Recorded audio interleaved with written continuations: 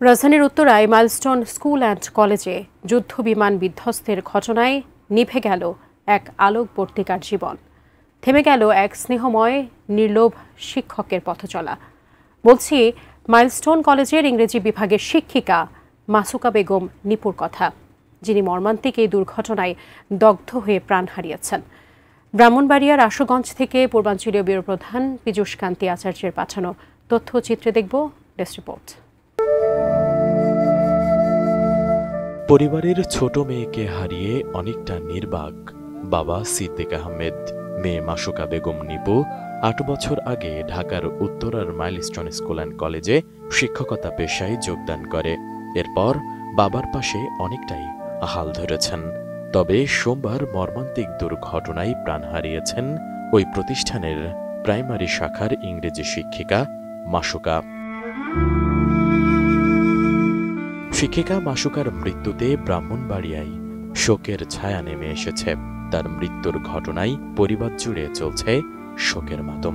নিহত মাসুকা ব্রাহ্মণবাড়িয়ার নবীনগর জিলকুটু গ্রামে জন্মগ্রহণ করলেও বসবাস করতেন শহরের মেড্ডা এলাকায়। মোনালিসা হেভি ফ্লো 15 পিস প্যাকেটের সাথে 8 পিসের একটি প্যাকেট একদম ফ্রি।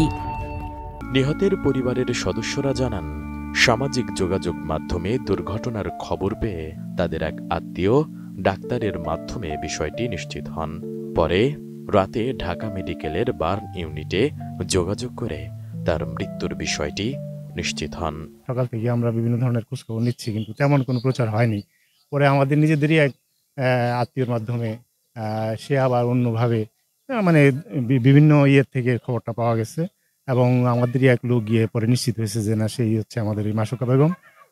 এবং এটা আমরা যেমন অন্যান্য বাচ্চারা বা অন্য শিক্ষক মারা গেল বা যারা হতাহত হয়েছে তাদের খবরটা যেরকম প্রচার হয়েছে, এর ক্ষেত্রে এরকম হয়নি আর কি। স্বভাবের দিক দিয়ে খুবই নম্রভদ্র ছিল। আজকে আমরা খুবই শোকাহত এই ব্যাপারে, আমরা স্তম্ভিত। আর এরকম দুর্ঘটনার জন্যে আমি মনে করি যে আসলে সরকারিভাবেও এই ব্যাপারে যেন পরবর্তীতে এগুলো প্রতিরোধ করা যায়, সে পদক্ষেপ নেওয়া উচিত। আমার এক ভাগ্নি আছে ডাক্তার, সে FCPS করতেছে। ওই তারে বলা হয়েছে পরে সে 9টা থেকে ডিউটি, সে ওখানে যেয়ে তার ফাইন্ড আউট করছে যে হ্যাঁ এটাই তার খালা। তখন আমাদেরকে নিউজ দিল যে হ্যাঁ আমি শিওর হয়েছি যে এটাই নিবু খালামণি, মানে তার ডাক নাম আর কি, এমনি মাসুকা বেগম।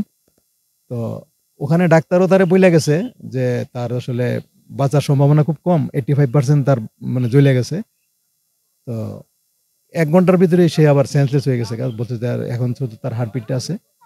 তো যাওয়ার আগে সে তার কলিগ যে ছিল আর কি, তার সাথে সহকর্মী, তারে বইলে গেছিল যে আমার যদি কিছু হয়ে যায় তো আমার তো কেউই নাই, শুধু আমার এক বোন আছে ব্রাউনবাড়িতে, এই নাম বলছে যে আমার বোন রে আমার মৃতদেহটা পৌঁছায় দিয়ে। তো ওই হিসাবে তারা এখানে সোহাগ পুরানা। আসলে তার বাড়ি হলো সবুজবাগ, থাকতো ছোটতে বড় হয়েছে মেড্ডা সবুজবাগ ব্রাউনবাড়ি। আমরা আহ্বান জানাবো যারা আহত তাদের পাশের সমস্ত দেশবাসীকে দাঁড়ানোর জন্য। আমরা মৃত্যুর জন্য গৌরব বোধ করি যে এরকম একটা শিক্ষক পৃথিবীতে ভবিষ্যতে আর হবে কিনা সেটা জানি না, তবে আমার অনুরোধ থাকবে তার জন্য যাতে এমন কিছু করা হয় যাতে দেশবাসী 100 বছর পরও তার কথা স্মরণ রাখে।